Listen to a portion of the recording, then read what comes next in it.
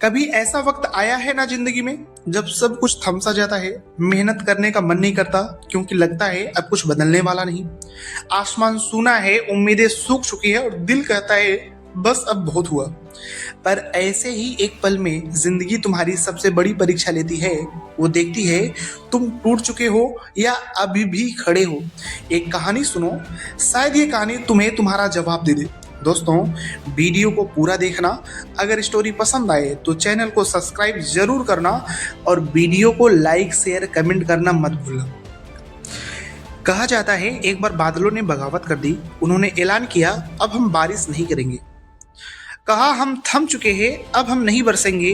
2 साल नहीं, 4 साल नहीं, अब कुछ नहीं। धरती पर यह खबर आगे की तरफ फैल गई। किसानों के चेहरे उतर गए, आंखों से उम्मीदें जैसी किसी ने छीन ली हो। लोगों ने कहा अब मेहनत का क्या फायदा। सबने अपने हल कुदाल बीज सब कोने में रख दिए। खेत सूख गए और दिल भी। लेकिन उस गांव में एक किसान था जो सब कुछ जानते हुए भी हर सुबह अपने खेत में जाता, मिट्टी को पलटता, बीज डालता, पसीना बहाता और जैसे आसमान ने कुछ कहा ही ना। एक दिन ऊपर से कुछ बादल गुजर रहे थे। उन्होंने देखा और हंस पड़े और बोले अरे जब हम बारिश ही नहीं करेंगे तो ये सब क्यों कर रहा है। किसान ने रुककर आसमान की ओर देखा और बहुत सादे और सच्चे शब्दों में बोला मुझे मालूम है तुम नहीं बरसोगे। अगर मैं भी यूं ही बैठ गया तो मेरे हल पर जंग लग जाएगी, मेरे हाथ काम करना भूल जाएंगे और जिस दिन तुम वापस बरसने लगोगे शायद तब तक मैं खेती करना भूल चुका हूंगा।